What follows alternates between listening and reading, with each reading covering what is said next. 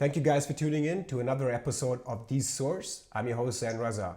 Today we'll be talking to physician, activist, and a former US presidential candidate for the Green Party that ran in 2012 and 2016, Dr. Jill Stein. Dr. Jill Stein, thanks for joining us today. Really great to be with you, Zain. So Jill, I would like to start off by playing a clip of a recent statement given by Hillary Clinton that mentions you. I'm not making any predictions, but I think they've got their eye on somebody who's currently in the Democratic primary and are grooming her to be the third-party candidate. She's the favorite of the Russians. They have a bunch of sites and bots and other ways of supporting her so far. And that's assuming Jill Stein will give it up, which she might not, because she's also a Russian asset. Agent, yeah, she's a Russian asset. I mean, totally. Let's break this down. In the first part of the statement, obviously she was referring to Tulsi Gabbard, and then she refers to you. First of all, for our German viewers, could you first introduce Tulsi Gabbard and thereafter talk about why Hillary Clinton decided to target you?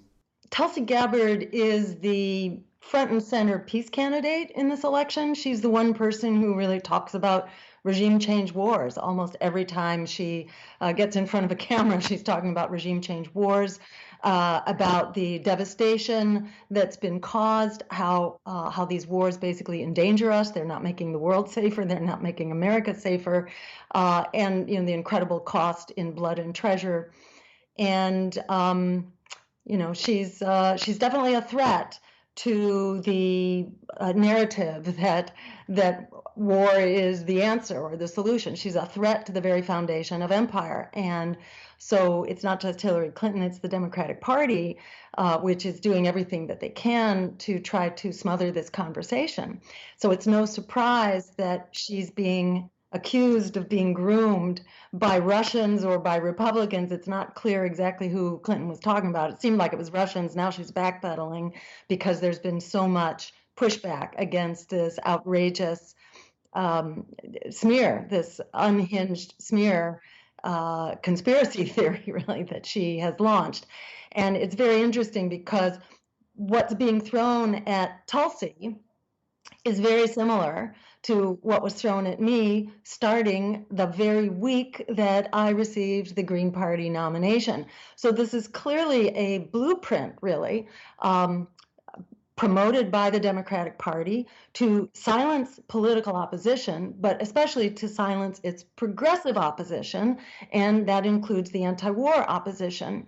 And it's no surprise that Clinton and the centrist Democrats are doing this because there's so much revolt going on around the world, as we've seen in the millions of people out in the streets from Chile to Iraq to Lebanon and so on. The world is really in an uproar at this neoliberal project of privatization, austerity, financialization, inequality, and militarization. This has been a disaster the world over, likewise for the American people who are really hurting.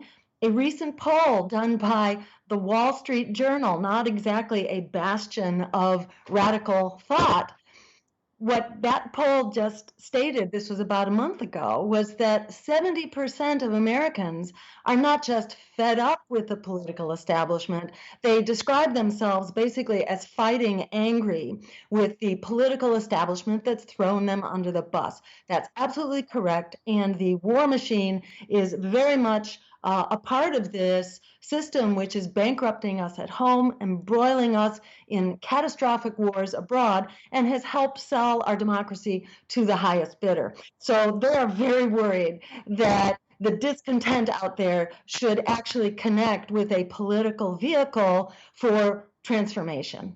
Last year when you were in Munich for our event, there was an investigation taking place that alleged that your presidential campaign colluded with the Russian government. Could you update your findings? Could Hillary Clinton have based her statement on this? That's an interesting question, and I often wonder how far this, what appears to be a coordinated campaign to smear independent and anti-war figures, and it's not limited to the U.S. We know that in Europe, There's been a project exposed called the Integrity Initiative, which involves the military in the UK. It involves state departments, including that of the US, and a variety of pro-war think tanks and institutions that are very much connected to the military-industrial complex. And one has to wonder, when you see how much the game plan is really a blueprint, what they're doing to Tulsi, it's the same players, it's the same institutes, which I can talk about momentarily if we have time, and many of the same media sources that are all piling on now against Tulsi. And these were the same ones that were piling on against me, which still are piling on against me.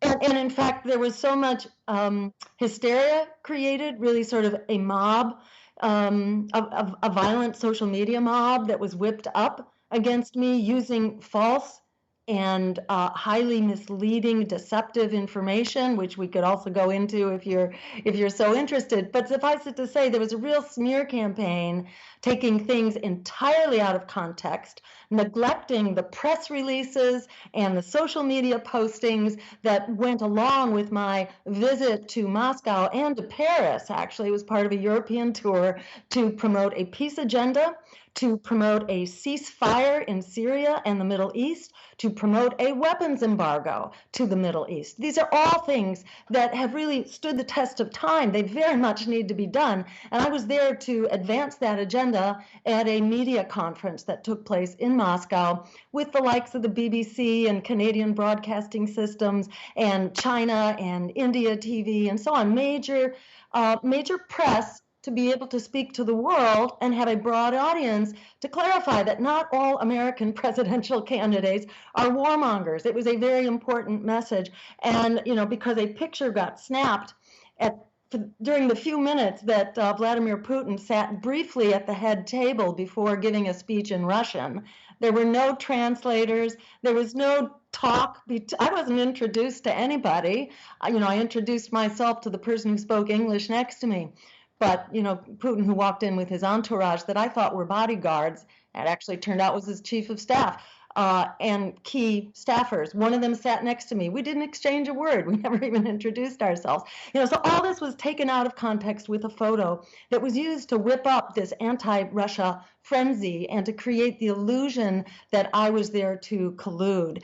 And, eventually that rolled over into an investigation by the Senate Intelligence Committee, which I cooperated with. And I turned over all my relevant information, did a vast document search of my own materials and everybody on my staff that I had to reestablish contact with after a couple of years and so on. I guess at that point it was like a year or a year and a half. But it was a very extensive search, turned it all over, went to the Senate Intelligence Committee, meeting with several staffers, underwent hours of questioning, and they never even followed up with me. They never even said, "Oh, let's look into this," or "Can you explain that?" There was zero follow-up. There was absolutely nothing that even hinted of something inappropriate or untoward, including that I had the receipts for all my expenses, the hotel bills and the transportation and so on, and it had been published as a lie. Starting with the Steele report, this discredited opposition research report that had been funded first by the Republicans, then by the Democrats.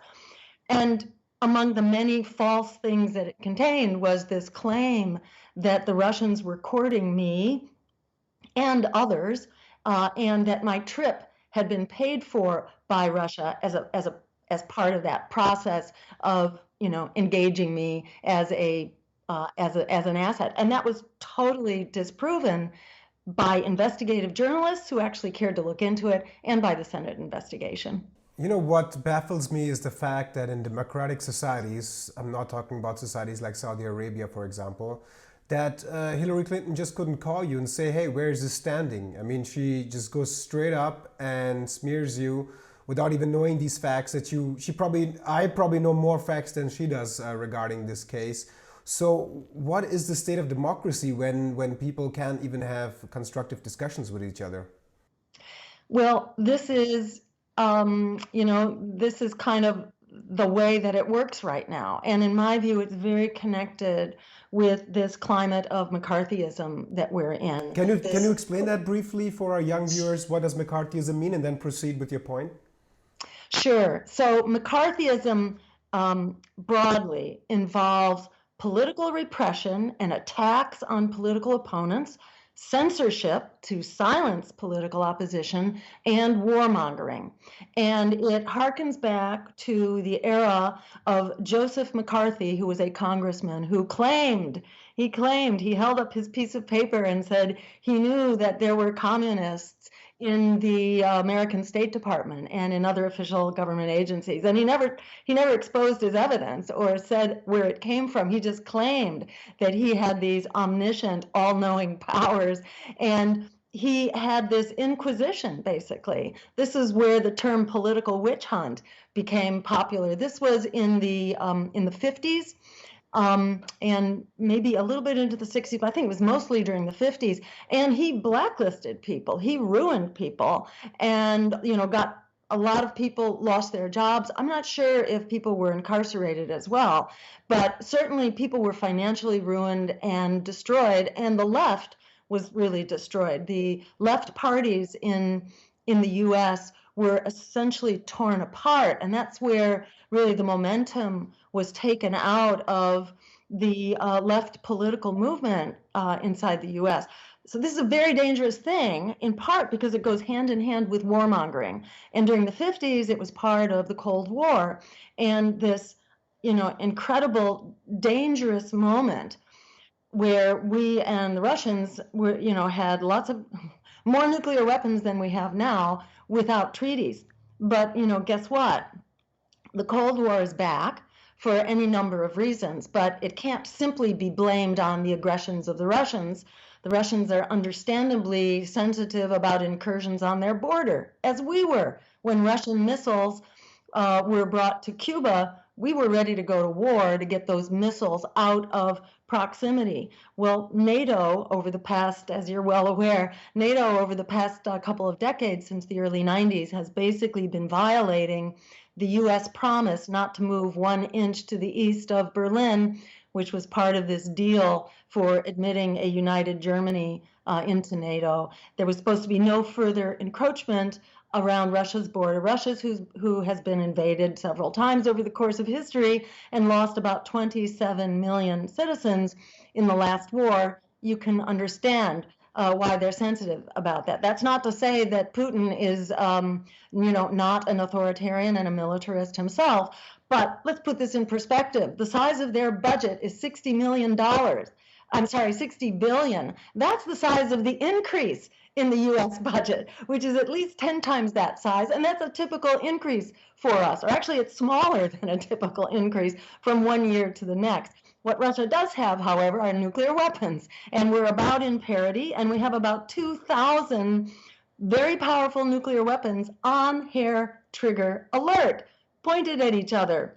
So we need to be able to have a civil discussion and not simply warmonger against each other. And, the U.S. has played a major role in warmongering against Russia and inflaming this conflict. For example, it was the U.S. under Barack Obama that reinstituted, or shall we say, it called for and began to produce a whole new generation of nuclear weapons to the tune of $1.5 trillion and rising over the next 2 to 3 decades. So this is devastating. We have unleashed a whole new arms race, which none of us can afford, and we're not dealing with the essential problem that can only be dealt with through diplomacy, dialogue, and a renewal of treaties. Instead, the U.S. has led the way, starting with George Bush, in dismantling our treaties to control this global threat. And the real solution, of course, is being promoted in the United Nations right now. The majority of the world's nations are actually calling for the complete banning and abolition and dismantling of nuclear weapons. And that's definitely where we need to go. Talking about nuclear weapons, we interviewed Daniel Ellsberg recently, who just released a book called Confessions of a Nuclear War Planner. And for those who haven't watched it, we relink it in the YouTube description. So, Jill, getting back to the Clinton statement, Samantha Powers retweeted it, and I quote her from this point.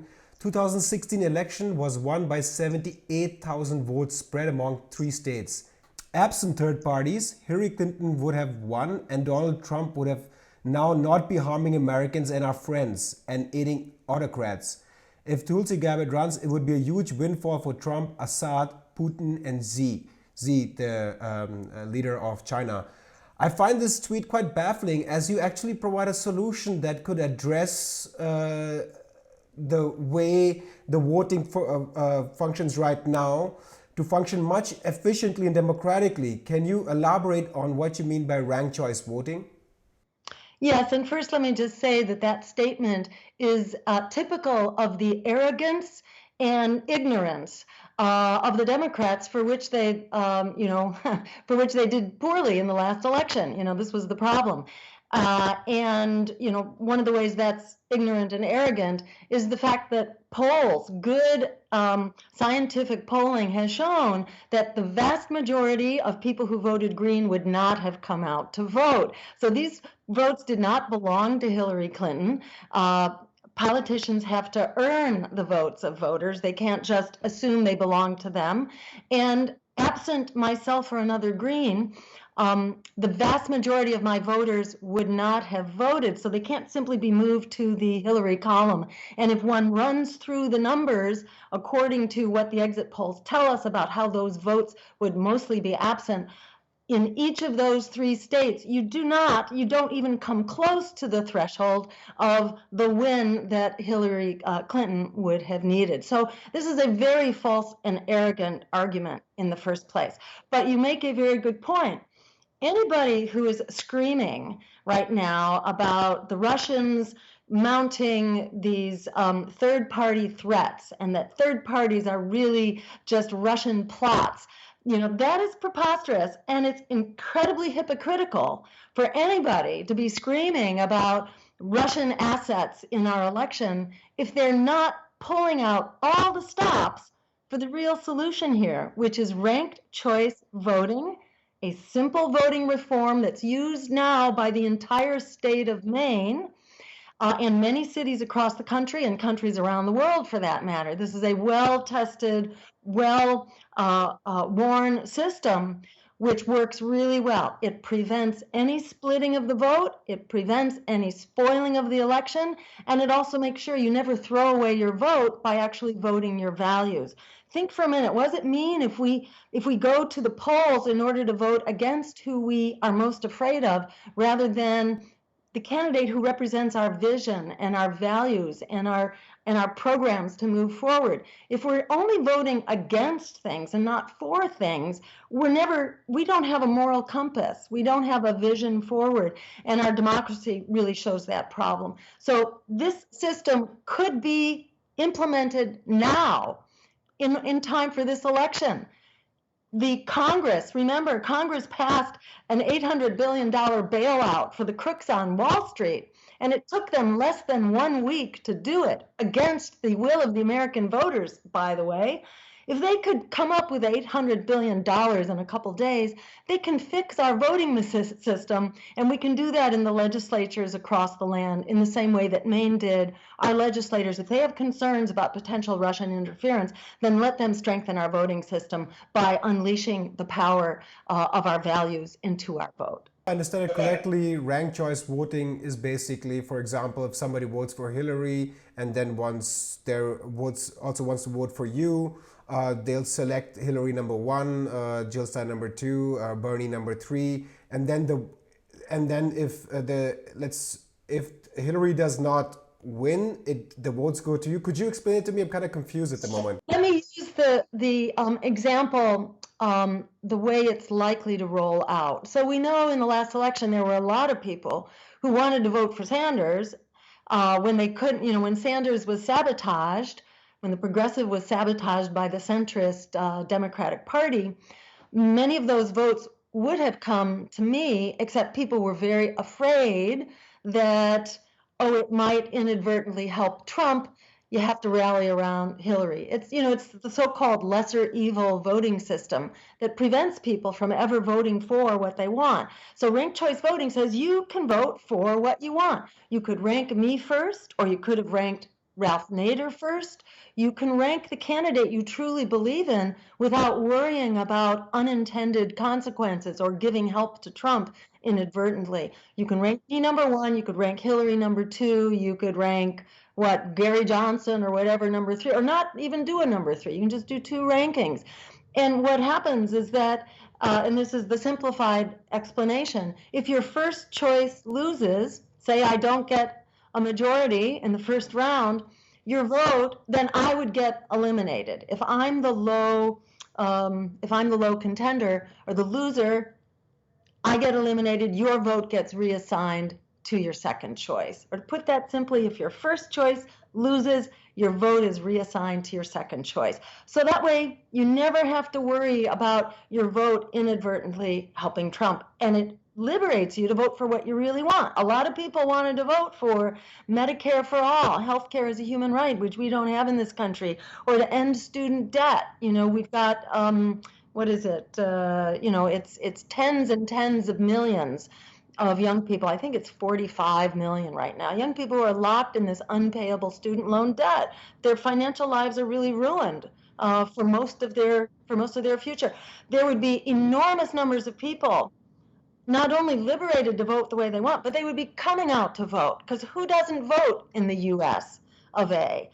It's almost half of voters. It is the largest block of voters are those who choose not to vote for either of the major parties being rammed down their throats, but they would come out to vote if they knew that they would have a guaranteed right to a job that would help fight the climate crisis, that their student debt would be abolished, and that public higher education would be free. I find it baffling that, if I'm correct, that in the United States it's still a working day when there's elections, whereas in Germany it's a holiday during elections. Is that the case? Just briefly, am I correct on that? Yes, and there's more than that too. We purge voters as well. There have been big voter purges going on that have excluded millions, tens of millions of people, largely low income, immigrant, poor, etc. The progressive voting bloc is really there and could seize the day.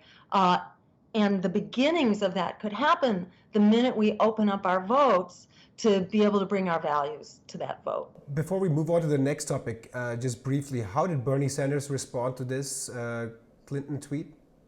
Interestingly, he did eventually come out in support of Tulsi and say that, that's like crazy, horrible, really offensive. So he came out swinging for Tulsi, but, in his mind, I don't exist and independent third parties don't exist, even though he was allegedly a member of an independent party and supposedly still is. He doesn't actually acknowledge them.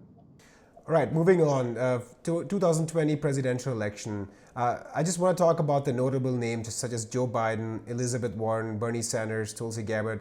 Talk about the pros and cons from your perspective and what issues they're not really addressing, or is there any at all issues that you feel that they're addressing adequately?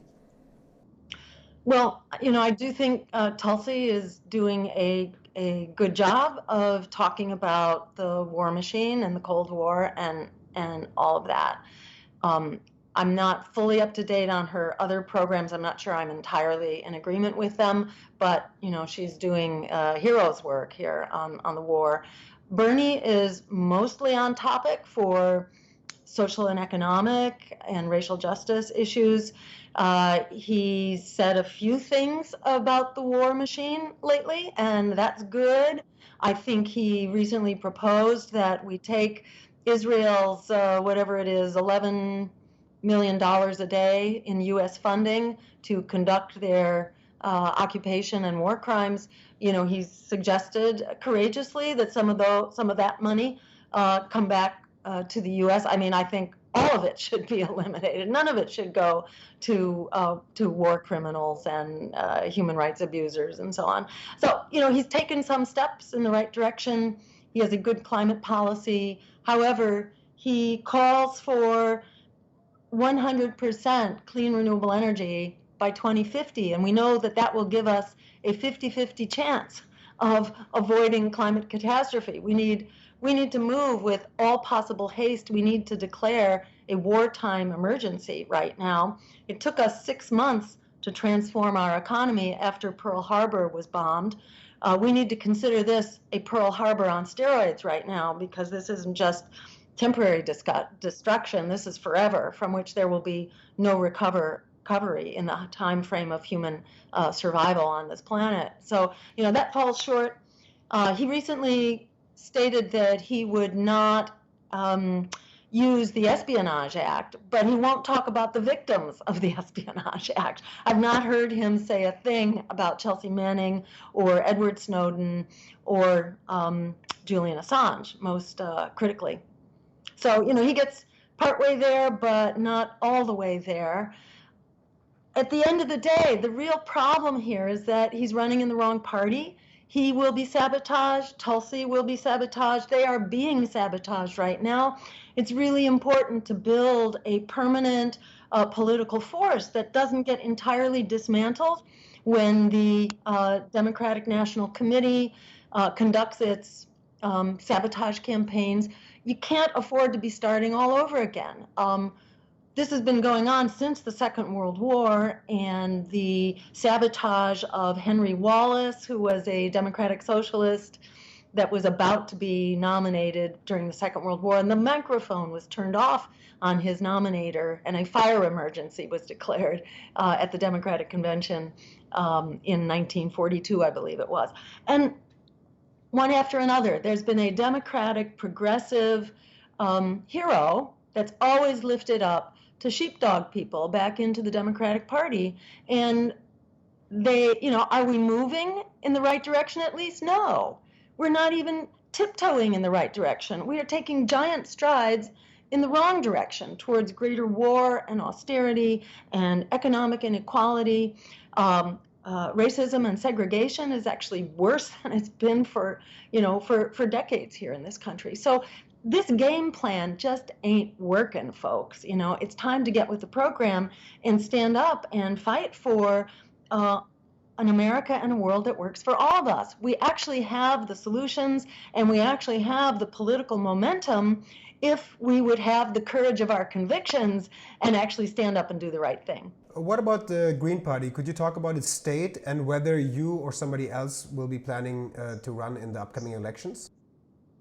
So I'm not planning to run this time around. I'm really focusing more on ranked choice voting, and I'm also still overseeing the recount lawsuits, which are actually making great progress and have really helped bring back paper ballots and good, reliable audits with eyeballs and hand counts of the vote and so on. So I'm not contemplating a run this year. Maybe in a future cycle, but not this one. But I would really like to help work for the infrastructure that makes our votes have more meaning. It's a very difficult race for the Greens to run in. We are being, fear campaigned and smear campaigned all over the place. We're being largely locked out of the public discussion, and many of the liberal media outlets that gave us a trickle of coverage in 2016 are not covering us now, which is really too bad, because look at what that trickle of coverage did. It completely changed the agenda. We introduced the Green New Deal. We introduced a bailout for student debt, which I was ridiculed for on John Oliver. We introduced free public higher education, and Ralph Nader, as our candidate in 2000, had introduced Medicare for All, which we've really been leading the charge on. So this is really too bad. I think we all suffer for it, and my hope is that with this latest kerfuffle around Hillary's rant, her conspiracy theory rant, that it has helped us break into the conversation a little bit. We have our own primary process, which is ongoing right now, and we have some good, solid candidates who are in that fight.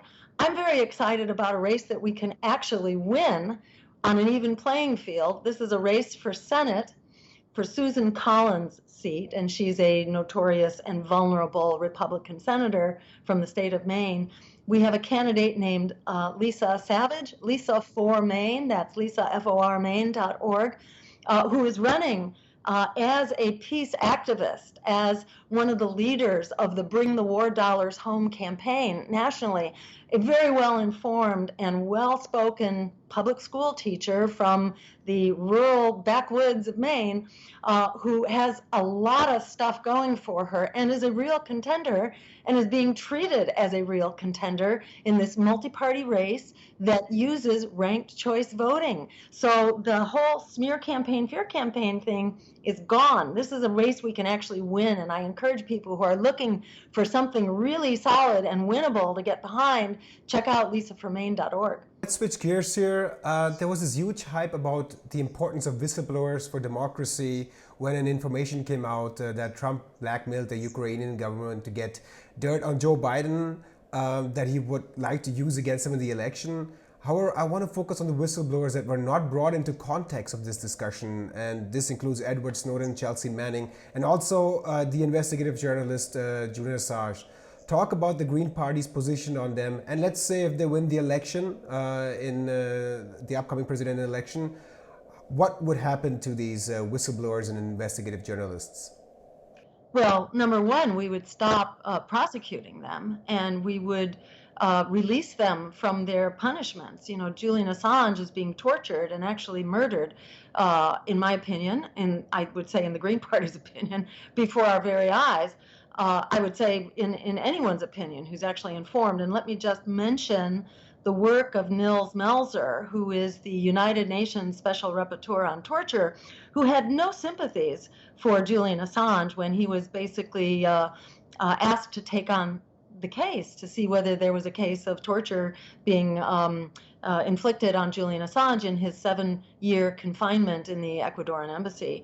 And he has really come out swinging for Julian Assange, basically saying that what's going on there makes an absolute mockery of our system of so-called justice.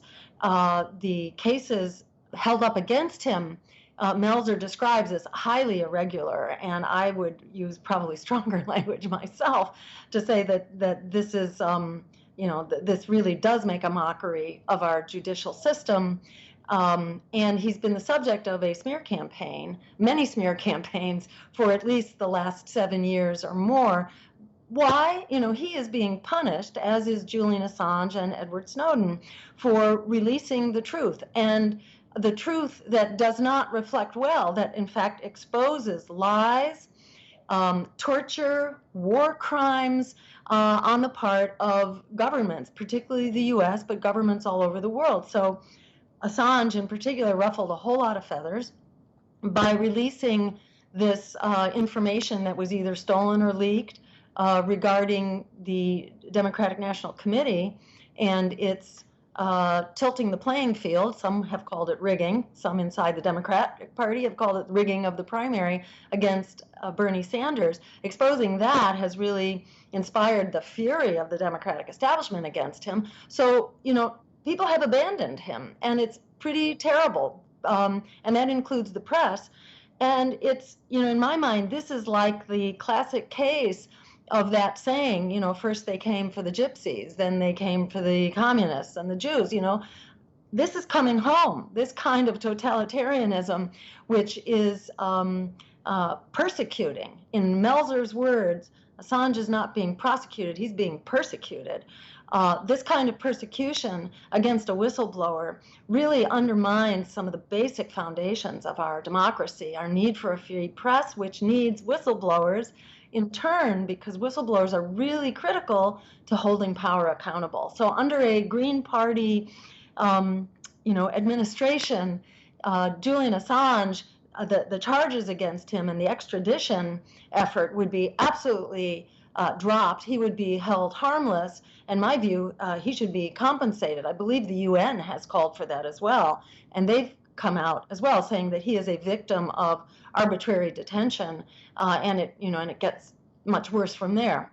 So yeah, we need to, I think, rightly respect, thank, and give gratitude to these people who have really sacrificed their livelihoods, their their lives, literally, in order to protect our basic liberties. Let's move to the last topic of this discussion, climate change. What is your assessment on the Fridays for Future movements and all of this like Extinction Rebellion emerging all over the world? I observe what is going on social media. There's this one camp which says that they're not addressing militarization. I guess the most symbolic part of that statement would be Greta Thunberg's visit to Obama personally, where she fist bumped him and they exchanged words and took many pictures. But then there's this other side of the argument that's going on social media that I'm observing and saying at least she's doing something as a 16-year-old and she's trying to awake people of climate change, which might have a spillover effect on other issues. How do you stand on this dichotomy? And what do you hold of Fridays for Future? Second part of the questions, have they contacted you guys? So let me say I'm really grateful to Fridays for Future and Extinction Rebellion for pushing the issues. They are, in my experience, knowing a lot of these people, they are people who largely haven't been involved in political action before. So they represent a whole new kind of mobilization. So they are very early on the learning curve of politics. What I am really glad to see is that they have not rushed into the waiting embrace of the political establishment. And while Greta Thunberg did go to visit Obama, she also had a lot of things to say about the political establishment and the policies, not just of Republicans, but Democrats as well. And she has been ruthless in her criticism and her continued finger pointing at them as the people who are essentially murdering future generations. And she doesn't mince words about it. For the most part, their demonstrations, like those of Extinction Rebellion, have not featured the powerhouses of the Democratic Party network. They pretty much say no. From what I've seen, they usually say no to anybody representing any political party, but the temptation is for them to cut some kind of a deal, and in the same way that like the anti-pipeline movement, the anti-Keystone movement, it featured lots of Democrats and it gave lots of lip service to Democratic Party solutions, and it silenced Greens for the most part. It refused to have an even hand towards various political options when our agenda was far more aggressive and consistent with theirs. They wanted to shut us down. I mean, so they're an example in my mind of, and this doesn't go for the indigenous people. The indigenous people I found, involved with the pipeline struggles were great and really held to political integrity.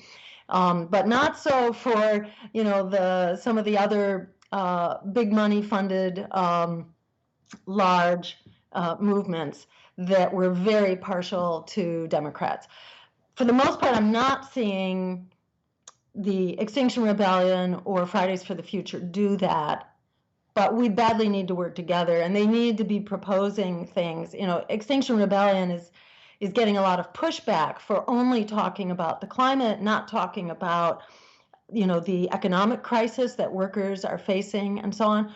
And I've heard them express real interest in exploring, a discussion with us in coming up to speed and so on. But all this is very informal. All these movements are very decentralized. They're real grassroots movements.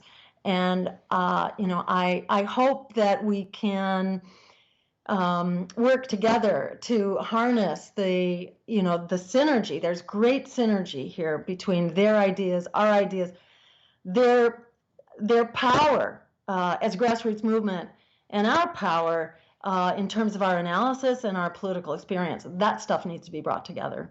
And your second question, there's not been any formal outreach yet.